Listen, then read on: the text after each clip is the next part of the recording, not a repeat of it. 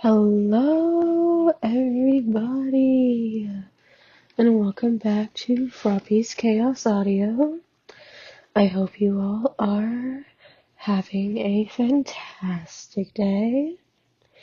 Today, I will be reading You Will Be Kissed Again by Orphan Account. Rating is general audiences. Creator chose not to use archive warnings. Jeez. The fandom is Harry Potter, J.K. Rowling. Relationships are Regulus Black, James Potter, Lily Evans, Marlene McKinnon. Mentioned Sirius and Remus. This fic is 2,678 words in one chapter. Enjoy! Summary. James is in love with Regulus Black. That's no secret. It's been 6 years, and he has plans to surprise his lover. Only he comes home to a small disaster, and when he realizes none of that matters, he's damn sure this is forever.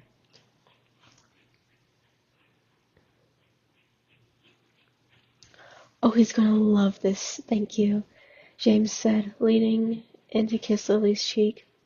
Then, after ignoring Marlene's glower, kissing her cheek as well.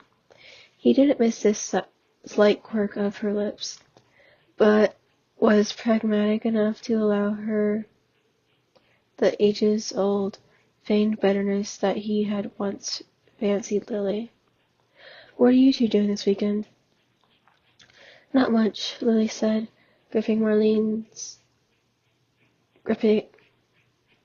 tighter around the waist. Lazy weekend in. And you two? Big anniversary plans? Well, no, James said, ruffling his hair. Rex said he had a surprise for me, which is why I was out running all these errands. I'm gonna pick up some Bastilla and from Andy's, then hop the tube home. Should give him enough time. Marlene snorted a laugh. He must really be worth it, doing things the Muggle way. James shrugged. Is what it is, right? Wouldn't you do the same? Marlene hummed as she glanced at Lily, a soft smile on her lips. Are you worth me trying to work out the tube?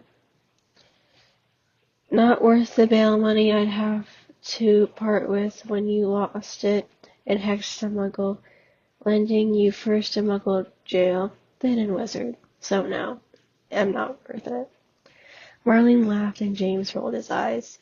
You two are something else. Anyway, have a nice evening. See you later. Keep me posted on Mini-Witch updates. Lily rubbed her belly, only just starting to swell. You know it. James tucked the sweet under his arm and exited Lily's bakery. The paper sat crinkled in a pleasant way, and he half wondered if he should swing by and pay Remus and Sirius a visit, but he didn't think Regulus would need too much time to sort out whatever surprise it was. Not to mention, James was feeling a bit nervous about whatever it was he had going on. The last time Regulus tried to plan anything, it was to do some ridiculous thing he had seen on the telly with candles and nearly set the drapes on fire.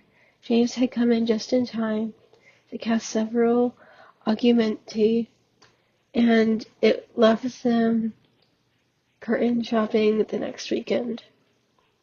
He still teased his lover about it, though.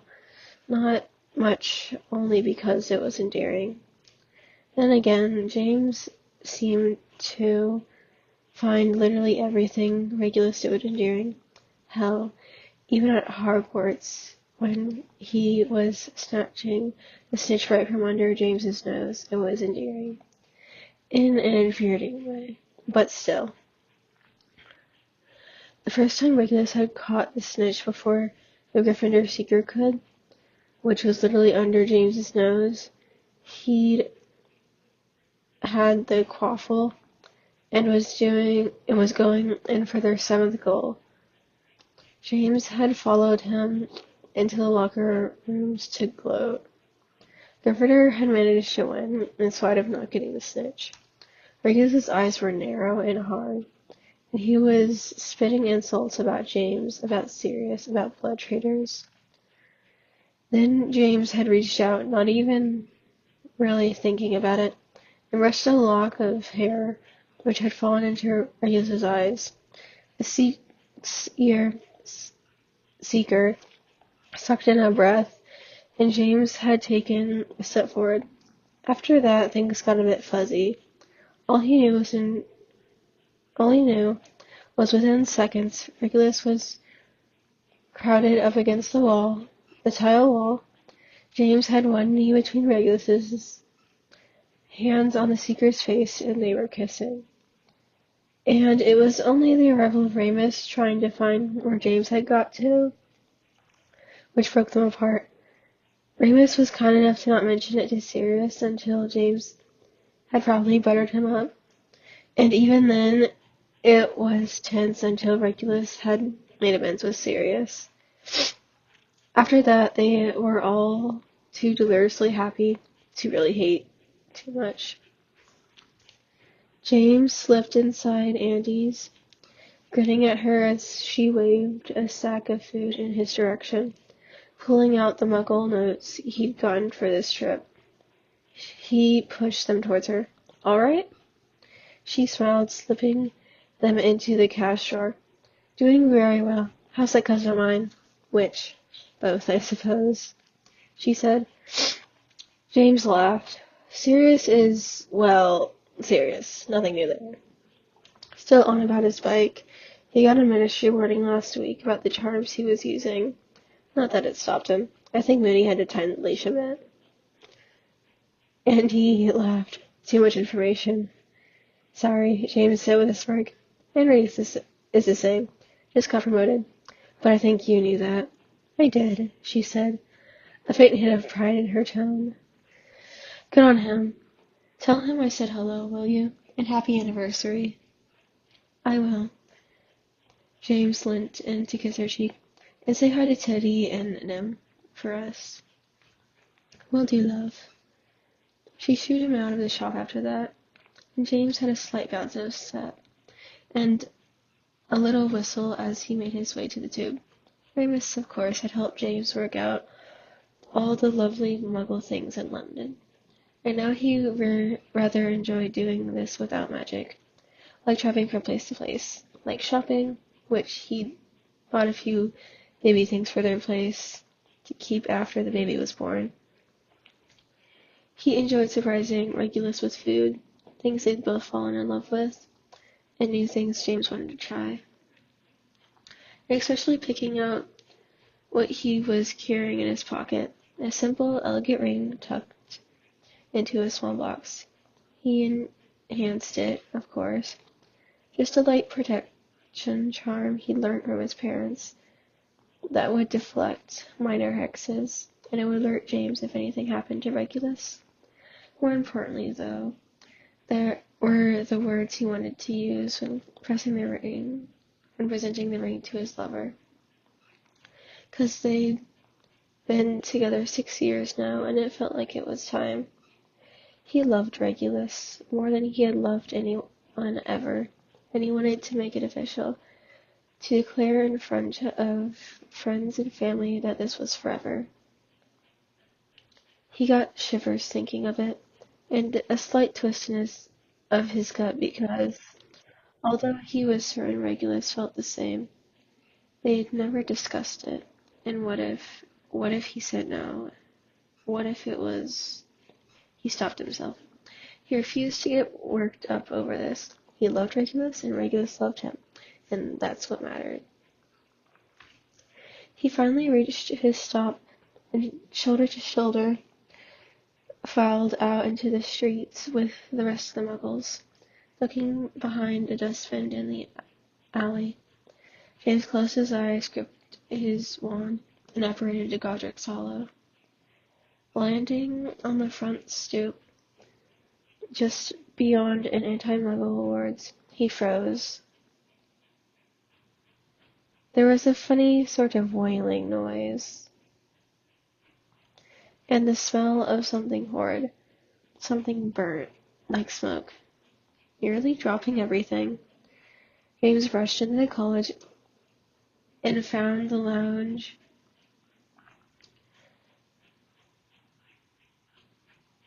and kitchen full of thick smoke.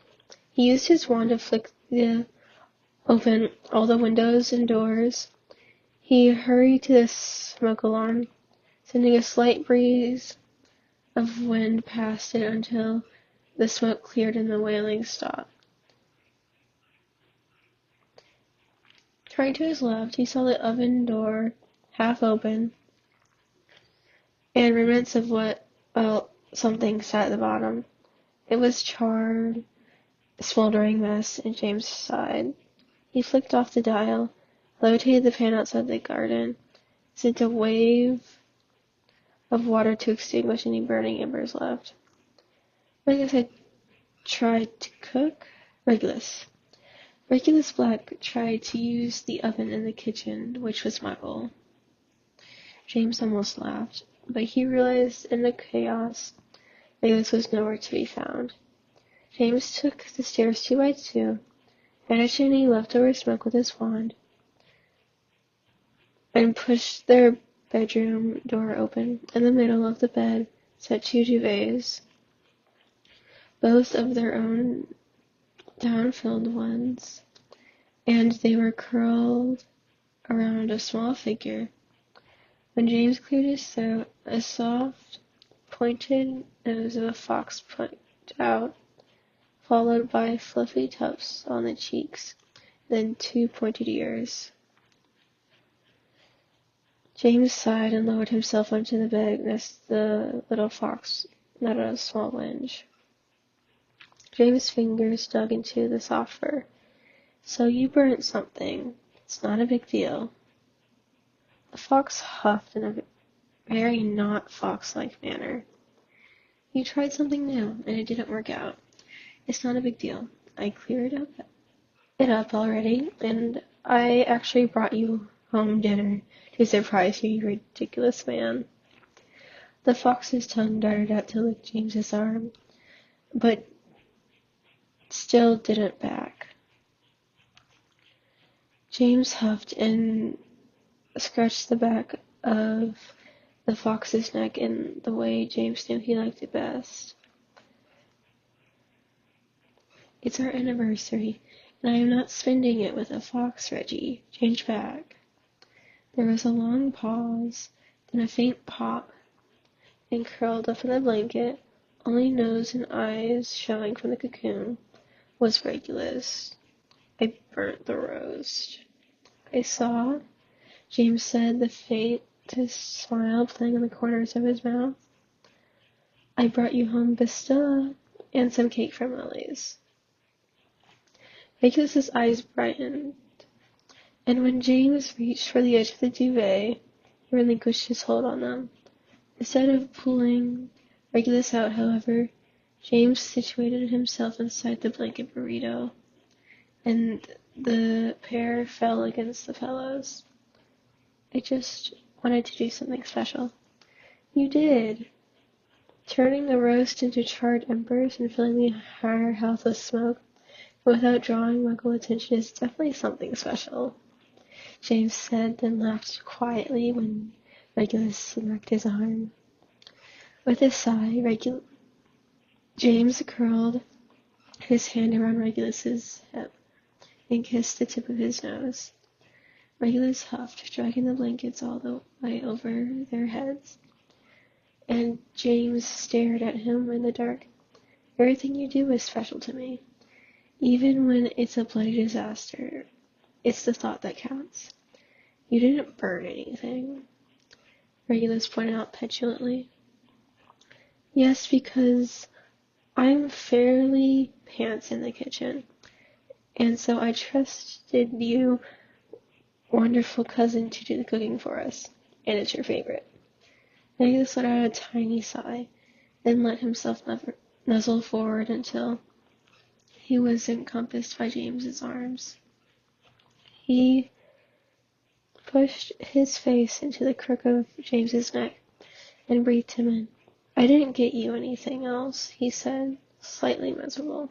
I didn't have time to shop, and I panicked and thought, well, if I could do a nice dinner for you, then that would be something. James sighed and dragged one hand through Regis' hair a few times before pulling back and cupping his cheeks. "I know it sounds trite, but I mean this. Coming home to you every day, waking up to you every morning, getting to hold you and kiss you anytime I want.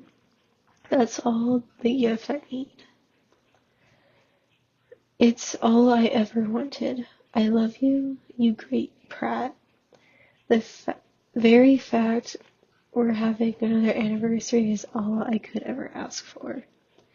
Regulus then turned his face up for a slow, careful kiss. "I love you, and you don't get to kiss me whenever you want."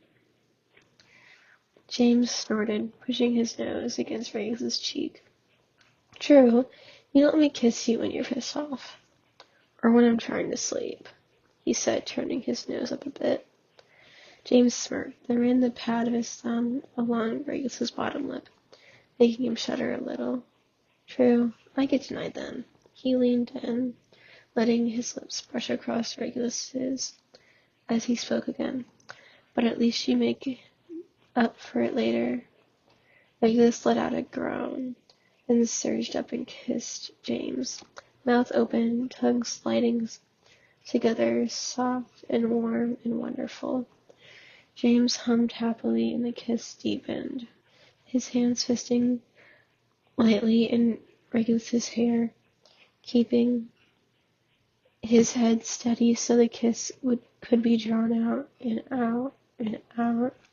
When they finally broke apart, James finished it off with several smacking kisses across Regulus's lips and cheeks, then dragged himself away. His cheeks were dark with a flush, and his eyes half-lighted. "I love you," Regulus murmured, looking much the same as his boyfriend. James grinned. "I know you do. Come on, let's go eat some of this food before it gets cold. I know your warming charms are rubbish with your cousin's food." Regulus let James draw him from the covers and down the stairs, where it no longer smelled of viciously burnt roast. James levitated the food and sweets to the lounge, where they curled up on the sofa and used their fingers to feed themselves and each other. The telly was on, some cooking program that neither of them were paying attention to. It was quiet between them, a sort of soft, gentle moment that James treasured. He played with Regulus's fingers as they finished off the cake, and he knew it was time. This was the moment. He wasn't sure if he wanted to do something grand, fireworks from his wand, spell something in the stars, or if he wanted to get down on one knee and make a grand speech. But when he looked at Regulus, he knew none of that was the way it would be. No, he had to do it their way. Pulling the ring from his pocket, he took Regulus's hand in his and pressed the box to the center of his palm. "I love you more than I ever loved anyone, and I think we ought to get married." Regulus's eyes widened as he used his thumb to flick the top open. The ring itself might be considered plain by someone else's standards, but for Regulus it was perfect. Regulus, who hated things that drew attention to him, who didn't want anything flashy or gaudy. He always saw the simplistic beauty in all things, and it was one of the things James loved about him. James swallowed quickly. "I don't care if we never do it. or if it's 10 years from now, or tomorrow, or hell tonight, I need you to know that I'm in this forever, that it's always been you, and that no matter what happens, I'm not letting this go. Regulus dragged a finger across along the smooth band, then looked at James with bright eyes. I suppose you left me no choice, Potter, putting me on the spot like this. James knew it was a very Regulus thing to say, and that even the look on his face told James all he needed to know. Yet the anxiety crept in, and his hands began to shake a little. So you're an idiot, Regulus muttered. He set the ring aside, then with a firm, almost violent grip on James's collar, dragged him into snot him senseless. When he pulled them apart, Riggs was breathing a bit ragged, and maybe, just maybe, there was a little bit of wetness at the corner of his eyes. He took a breath and cupped James's cheek with his free hand. I never want to spend a single night away from you, and that can't happen, obviously, but I'll take what I can get. I want to marry you, I do. James couldn't help the grin from spreading across his face as he took Regulus into his arms, then plucked the ring from the box, and as he slid it onto his lover's hand, he felt something in his chest. It was a heavy weight, but one of the most pleasant he'd ever experienced before in his life, and he turned to face to kiss him, their fingers twisting together. You're my whole world. We're going to help raise a baby together, and you're going to be a brilliant father, James said, dragging his fingers through Regulus's hair. I love every single thing about you, even the things that drive me mad. Regulus grinned, pressing his forehead against James's. Then I guess we'd better do this, huh? You and me? James chuckled and pressed a kiss to the corner of Regulus's mouth. Yeah, I like the sound of that. You and me. That was so cute, y'all. That was adorable. And we love this. Please leave the story a kudos on AO3. It deserves it so much. Literally, the story is so cute. Also, I want to thank you guys for the 50 subscribers. That has warmed my heart, because people are watching this and I was oh wow, happy people are watching this. Oh my gosh. Oh, and I remembered again. Wow, that please, if you would like to, subscribe, and leave a comment for what I should read next. Thank you. And I don't have anything to talk about. I guess I've just been snowed in. Literally, we got 1.5 feet of snow. It's been crazy, and the roads are so slippery. Oh my gosh. My family went out to dinner last night, and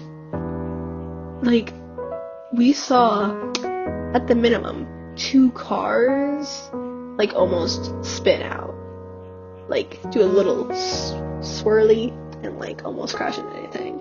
It's wow. The thing just happens when it snows. Well, I love you guys, and I hope you guys are having a wonderful day. Please be taking care of yourselves. Drink 64 ounces of water a day, and eat 3 meals a day. I said that backwards. That feels so weird. And I'll be seeing you guys next time.